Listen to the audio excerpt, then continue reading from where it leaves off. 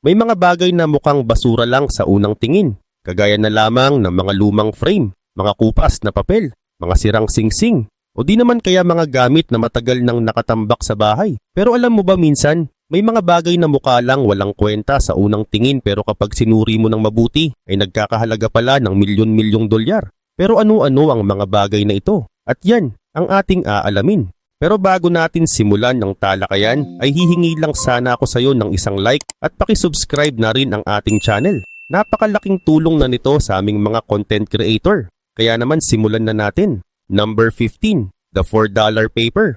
Noong 1989, isang lalaki sa Pennsylvania ang bumili ng lumang painting sa bentahan ng mga lumang gamit. Hindi niya gusto ang painting. Ang gusto niya lang ay ang frame. $4 lang ang binayad niya. Pero pag uwi niya sa bahay at tinanggal niya ang painting sa frame at may nakita siyang nakatagong papel sa likod, luma ito, nakafold at mukhang matagal nang hindi nabubuksan. Nang ipasuri ito sa mga eksperto, doon niya nalaman ang totoo. Hindi pala ito ordinaryong papel. Isa pala itong lumang kopya ng Declaration of Independence, ang dokumentong ginamit ng Amerika para ideklara ang kanilang kalayaan. Mas lalo pa itong naging mahalaga dahil isa ito sa unang mga kopyang na print noong 1776. Sa dami ng taon na lumipas, kakaunti na lang ang natirang ganitong kopya. Kaya ang papel na akala niya ay simpleng nakatago lang sa likod ng frame, naging isang napakahalagang piraso ng history. Noong 1991, naibenta ito sa auction sa halagang mahigit $2 million. Pagdating ng 2000, umabot pa ito sa mahigit $7 milyong.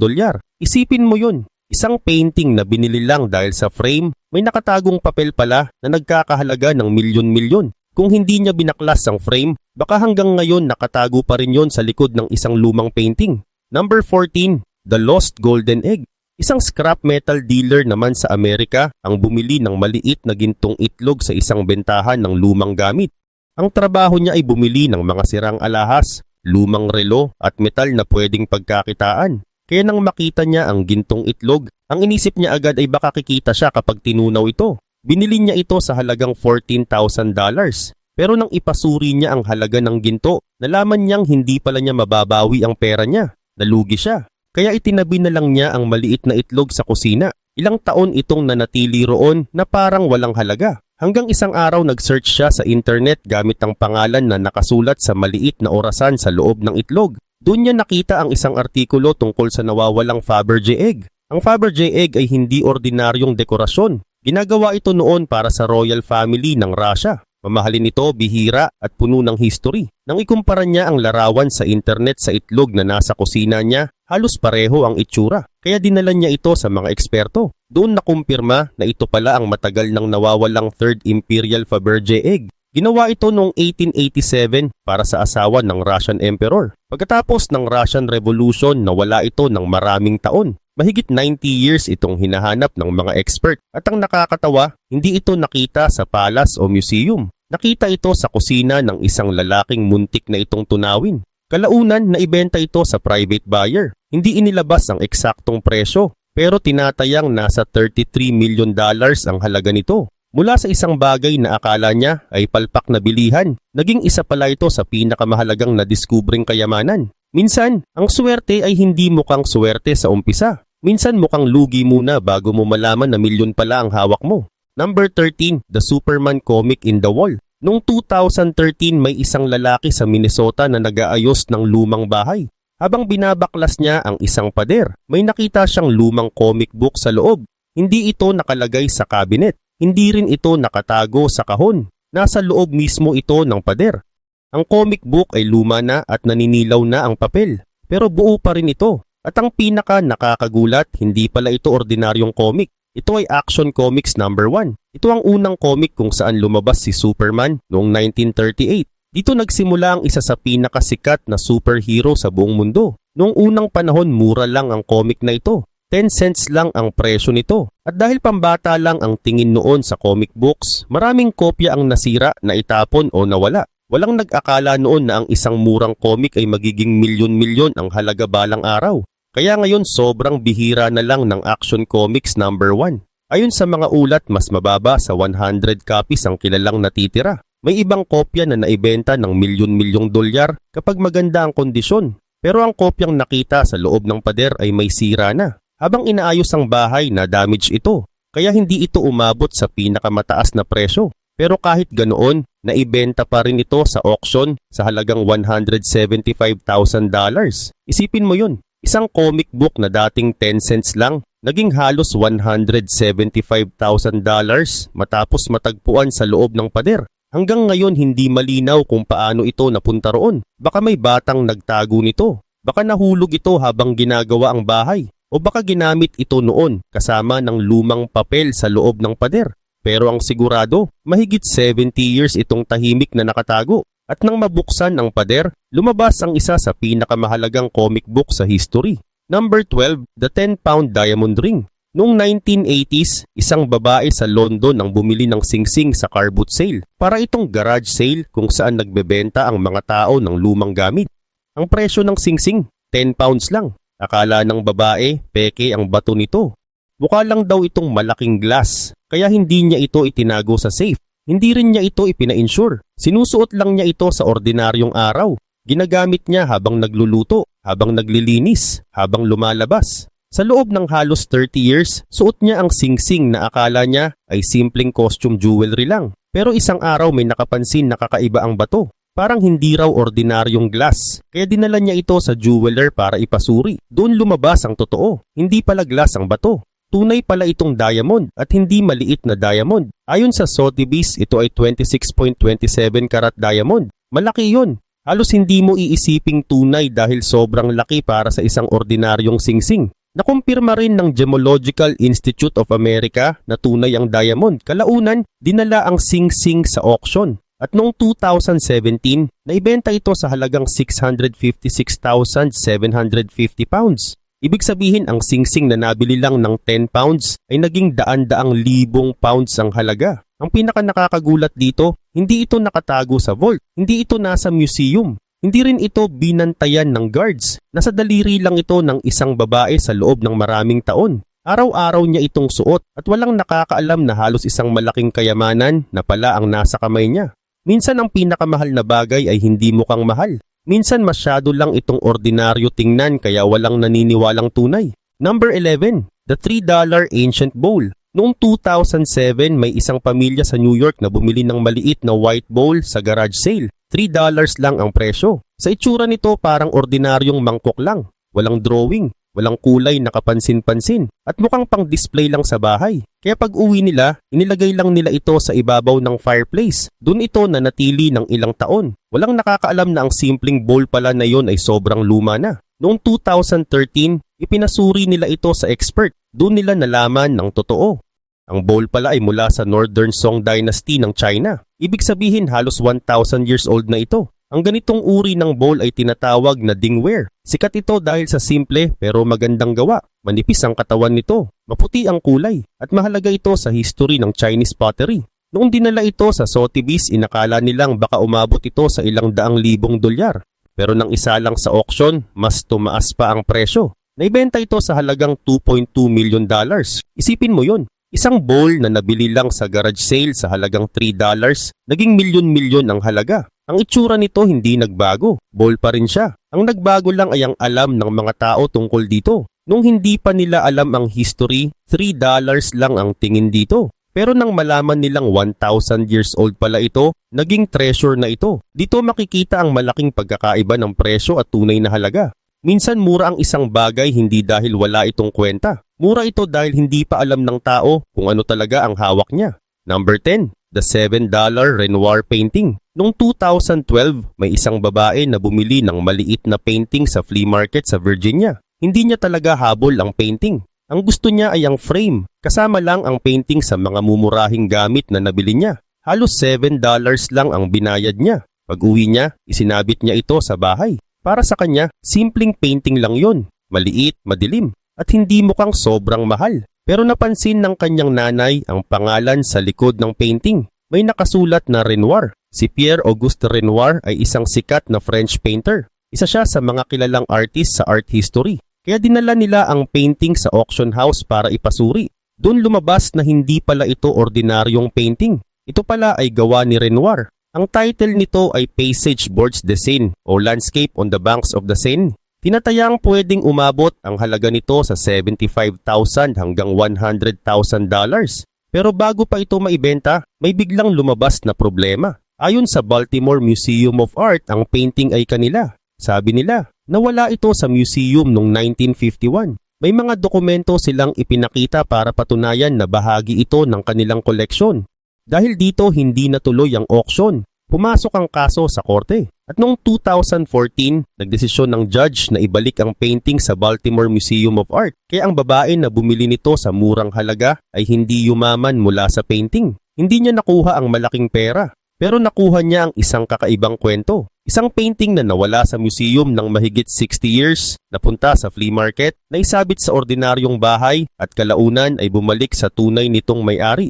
Minsan, ang nadiskubring kayamanan ay hindi laging mapapasa iyo. Dahil kung ninakaw ang isang bagay, kahit ilang taon pa ang lumipas, may tunay pa rin itong may-ari. Number 9. The $10 Outlaw Photo. Noong 2011, may lalaking bumili ng lumang larawan sa flea market sa North Carolina. Ang pangalan niya ay Frank Abrams. $10 lang ang binayad niya. Ang larawan ay hindi nakaprint sa ordinaryong papel. Ito ay tintype, isang lumang uri ng picture na nakalagay sa manipis na metal. Sa larawan may ilang lalaking nakasuot ng damit pang western. Mukha itong totoong lumang larawan mula sa panahon ng cowboys. Kaya binili niya ito dahil kakaiba ang dating. Pag-uwi niya, isinabit niya ito sa isang kwarto na pinaparentahan niya sa Airbnb. Maraming tao ang natulog sa kwartong yon. Maraming nakakita sa larawan. Pero walang nakapansin na baka may sikat palang tao sa loob nito.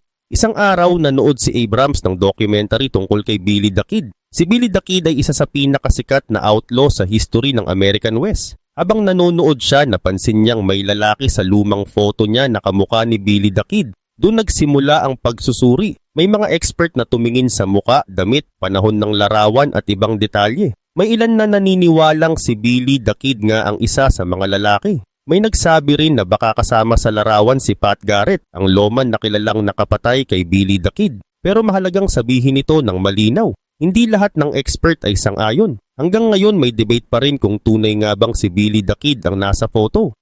Kaya hindi ito dapat sabihin na siguradong totoo. Pero kung makumpirma ito, napakalaki ng halaga nito. Isang siguradong larawan ni Billy the Kid ang naibenta noon sa halagang $2.3 million. Kaya ang $10 photo na ito ay posibleng maging milyon-milyon ang halaga. Mula sa murang larawan sa flea market, napunta ito sa safety deposit box. Hindi na ito basta nakasabit sa kwarto dahil baka ang larawang iyon ay hindi lang lumang cowboy photo. Baka isa ito sa pinakabihirang larawan ng isang alamat sa American history. Number 8, the flea market code machine. Noong 2017, may collector sa Romania na nakakita ng kakaibang makina sa flea market. Mukha itong lumang typewriter, may keyboard, may mabibigat na parte, at parang lumang gamit sa opisina. Binili niya ito sa halagang $114. Sa nagbebenta, mukhang ordinaryong lumang makina lang ito. Pero hindi pala. Ito ay Enigma machine. Noong World War II, ginamit ng Germany ang Enigma para gawing sikreto ang kanilang mga mensahe. Para mas simple, parang machine ito na ginagawang code ang sulat. Kapag hindi mo alam ang tamang paraan ng pagbasa, hindi mo maiintindihan ang mensahe. Malaking bahagi ito ng history ng World War II. Dahil ang pagbasag sa Enigma code ay nakatulong sa Allied Forces na maintindihan ang ilang lihim na mensahe ng Germany. Isa sa mga pinakakilalang pangalan sa kwentong ito ay si Alan Turing at ang team sa Bletchley Park sa England. Ang machine na nabili sa Romania ay naibenta sa auction sa halagang mahigit $51,000. Hindi ito umabot sa presyo ng ibang mas bihirang Enigma machine, pero malaking kita pa rin yon. Mula $114, naging mahigit $51,000. Ang nakakatawa rito, sa unang tingin, mukha lang itong luma at sirang typewriter. Pero sa taong marunong kumilala, history pala ang hawak niya. Minsan, hindi kailangang kumislap ang isang bagay para maging mahalaga. Minsan mukha itong luma, mukha itong walang silbi. Pero kapag alam mo ang tunay nitong gamit at kwento, doon mo makikita ang halaga nito. Number 7. The 75-cent lost record. Noong 2002, isang record collector ang nakakita ng lumang vinyl record sa yard sale sa New York. Wala itong magandang cover. Wala ring malinaw na label. Mukha lang itong simpleng lumang plaka. Binili niya ito sa halagang 75 cents. Mas mababa pa sa $1. Pero hindi pala ito ordinaryong record. Nang ipasuri ito, lumabas na isa pala itong rare acetate record ng The Velvet Underground. Ang The Velvet Underground ay isang sikat na rock band sa New York. Kasama rito sina Lou Reed at John Cale. Malaki ang naging impluwensya nila sa punk, alternative rock at indie music. Ang nahanap na record ay may mga maagang version ng kanta nila bago pa lumabas ang official debut album. Ayon sa Pitchfork, ang record na ito ay binili sa halagang 75 cents at kalaunang naibenta sa eBay sa halagang $155,401 pero hindi natuloy ang unang buyer. Pagkatapos, naibenta ito ulit sa mas mababang halaga na $25,200. Kahit hindi natuloy ang pinakamataas na presyo, malaking halaga pa rin iyon kumpara sa binayad niya. Mula 75 cents naging libo-libong dollars ang halaga. Ang nakakatawa rito, baka hindi alam ng nagbenta kung ano ang hawak niya. Para sa kanya, lumang plaka lang iyon. Pero para sa music history, napakahalaga nito. Dahil minsan, ang isang lumang record na walang cover ay hindi basura. Baka ito pala ang nawawalang tunog ng isang sikat na banda bago sila makilala ng mundo. Number 6. The Old Table Worth a Fortune. Noong 1960s may isang school teacher sa New Jersey na bumili ng maliit na folding table sa garage sale. Mga $25 lang ang presyo. Hindi maganda ang itsura nito. May mantsa, luma at mukhang galing sa basang basement. Pero kailangan niya ng table para sa bahay. Kaya binili niya ito. Sa loob ng maraming taon, ginamit niya ito na parang ordinaryong table. Pwedeng kainan, pwedeng patungan ng gamit, pwedeng gamitin sa bahay araw-araw. Wala siyang ideya na espesyal pala ito. Pagkalipas ng ilang dekada, dinala niya ang table sa Antiques Roadshow. Dito sinusuri ng mga expert ang mga lumang gamit ng ordinaryong tao. Nang makita ng expert ang table, dun lumabas ang tunay na halaga nito. Hindi pala ito simpleng folding table. Ito pala ay gawa ng John and Thomas Seymour, mga kilalang furniture makers sa Boston noon. Ayon sa PBS Antiques Roadshow, ang table ay Federal Inlay Mahogany Demillion card table na ginawa noong late 1700s. Para mas simple, ito ay mamahaling table noong unang panahon sa Amerika. Ginawa ito ng mga bihasang craftsman para sa mayayamang pamilya. Tinansya ng expert na ang halaga nito ay nasa $200,000 hanggang $300,000. Pero nang ibenta ito sa auction, mas mataas pa ang nakuha. Umabot ito sa mahigit $500,000. Isipin mo yun, isang lumang table na binili lang para magamit sa bahay, naging $250 milyon ang halaga. Hindi nagbago ang table, ang nagbago lang ay ang pagkakakilala ng tao rito. Minsan, ang lumang gamit na pinapatungan lang natin ng kung ano-ano ay may history pala na hindi natin alam. Number 5. The $5 Warhol Sketch. Noong early 2000s, may art collector na bumili ng ilang lumang drawing sa garage sale sa Las Vegas. $5 lang ang binayad niya para sa buong bundle. Sa una, mukhang ordinaryong lumang pictures lang ang nakuha niya. Pero habang tinitingnan niya ang isa sa mga ito, may nakita siyang sketch na nakatago sa likod ng frame. Ang drawing ay mukha ng singer na si Rudy Vallee. At ayon sa ilang report, may mga nagsabing posibleng gawa ito ni Andy Warhol noong bata pa siya. Si Andy Warhol ay isa sa pinakasikat na artist sa Amerika. Pero mahalagang linawin ito. Hindi lahat ng expert ay pumayag na tunay itong Warhol. May mga nagsabing maaaring totoo. May mga nagsabi ring hindi. Kaya mas ligtas sabihin na ito ay sinasabing Warhol sketch. Pero hindi lahat ay kumbinsido. Gayunpaman dahil sa posibilidad na gawa ito ni Warhol, na-estimate ang halaga nito sa milyon-milyong dolyar. Isipin mo yun, isang drawing na nakatago lang sa likod ng frame kasama sa $5 na bilihan, posibleng maging sobrang mahal. Minsan, ang mahalagang bagay ay hindi mismo ang nakikita mo sa harap. Minsan, nasa likod pala ito ng bagay na akala mo ay walang halaga. Number 4. The Dusty Stradivarius Violin. May mga lumang violin na parang ordinaryong instrument lang sa unang tingin, nasa attic, nasa cabinet, or nakatago sa lumang case. Pero minsan, ang ganitong violin ay pwedeng maging sobrang mahal kung tunay itong Stradivarius. Si Antonio Stradivari ay isang sikat na violin maker mula sa Italy. Ayon sa Smithsonian, gumawa siya ng mahigit 1,100 instruments at mga 650 na lang ang natitirang kilala ngayon. Kaya kung tunay ang isang Stradivarius, napakabihira nito. Pero may malaking babala. Hindi lahat ng violin na may label na Stradivarius ay tunay. Maraming copy ang ginawa sa loob ng maraming taon. Kaya kailangan itong suriin ng tunay na expert. Tinitingnan nila ang kahoy, ang hugis, ang varnish, at ang paraan ng pagkakagawa. Kapag napatunayang tunay, pwedeng umabot sa milyon-milyong dolyar ang halaga nito. Kaya may mga pamilyang nagugulat kapag ang lumang violin na halos itapon na nila ay may malaking history pala. Minsan ang lumang instrument na tahimik lang sa attic ay mas mahal pa kaysa sa mismong bahay na pinagtaguan nito. Number 3. The blanket worth more than a house. May isang lalaki na nagdala ng lumang blanket sa Antiques Roadshow. Para sa kanya, lumang kumot lang ito. Nakapatong lang ito noon sa upuan sa bahay. Pero nang makita ito ng expert, pinaupo muna siya. Doon pa lang alam mong may kakaibang mangyayari. Ang blanket pala ay isang Navajo First Face Chiefs blanket. Ginawa ito noong mid-1800s, hindi ito ordinaryong kumot. Noong unang panahon, ginagamit ito bilang simbolo ng mataas na katayuan. Ibig sabihin hindi basta-basta ang taong may suot nito. Ayon sa PBS Antiques Roadshow, napakabihira ng ganitong klase ng blanket. Kaya nang sinabi ng expert ang halaga, halos hindi makapagsalita ang may-ari. Ang dating ordinaryong blanket sa bahay ay tinatayang nagkakahalaga ng daan-daang libong dolyar at posibleng umabot pa sa higit $1 million. Ito ang dahilan kung bakit naging viral ang eksenang ito. Hindi lang dahil mahal ang blanket, kundi dahil totoong-totoo ang gulat ng lalaki. Sa isang sandali nalaman niyang ang kumot na matagal lang nasa bahay nila ay mas mahal pa pala kaysa sa maraming bahay. Minsan, ang isang bagay ay mukhang pangtakip lang sa upuan. Pero sa mata ng expert, ito pala ay isang mahalagang piraso ng history. Number 2, the $5 mystery painting. Noong 1992, isang retired truck driver na si Terry Horton ang bumili ng malaking painting sa thrift store sa California. $5 lang ang presyo. Hindi niya ito binili dahil gusto niya ang art. Binili niya ito bilang biro para sa kaibigan. Mukha kasi itong magulong talsik ng pintura. Pero hindi ito nagustuhan ng kaibigan niya. Kaya sinubukan niyang ibenta ulit. May isang art teacher na nakakita at nagsabing baka gawa ito ni Jackson Pollock. Si Jackson Pollock ay sikat na American painter na kilala sa drip painting o yung style na parang tinatalsikan ng canvas ng pintura. Doon nagsimula ang mahabang gulo. May forensic expert na nagsabing may fingerprint daw na posibleng konektado kay Pollock. Pero maraming art expert ang hindi pumayag na tawagin itong tunay na Pollock.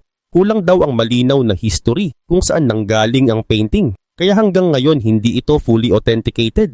May mga offer na umabot sa milyon-milyong dolyar. Pero hindi ito tinanggap ni Terry Horton dahil naniniwala siyang mas mataas pa ang halaga nito kung mapapatunayang tunay. Ang kwento niya ay naging documentary pa. Pero sa dulo nanatiling palaisipan ang painting. Para sa ilan, $5 thrift store painting lang ito. Para sa iba, baka isa itong nawawalang Pollock. Hanggang walang final proof na nanatili itong isa sa pinakakilalang mystery sa art world. Number 1, the vase on the shelf. Noong 2010, may isang pamilya sa London na naglilinis ng bahay ng kamag-anak na pumanaw. Habang inaayos nila ang mga lumang gamit, may nakita silang malaking Chinese vase. Matagal na raw itong nakalagay sa bahay. Mukha lang itong dekorasyon sa shelf.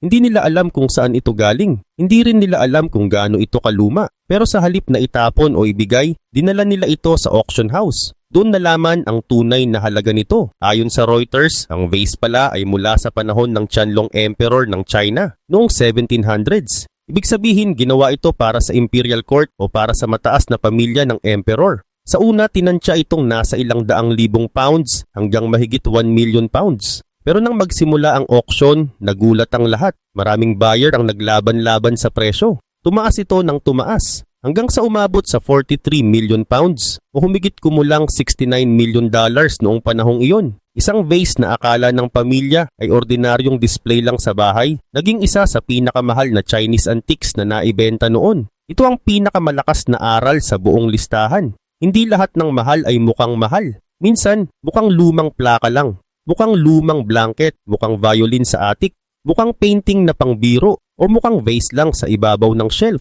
Pero kapag nalaman mo ang tunay nitong history, dun mo makikita ang totoong halaga. Kaya minsan bago itapon ang lumang gamit, magandang tingnan muna ng maigi. Dahil baka ang bagay na akala mong walang kwenta, yun pala ang pinakamahalagang bagay sa buong bahay.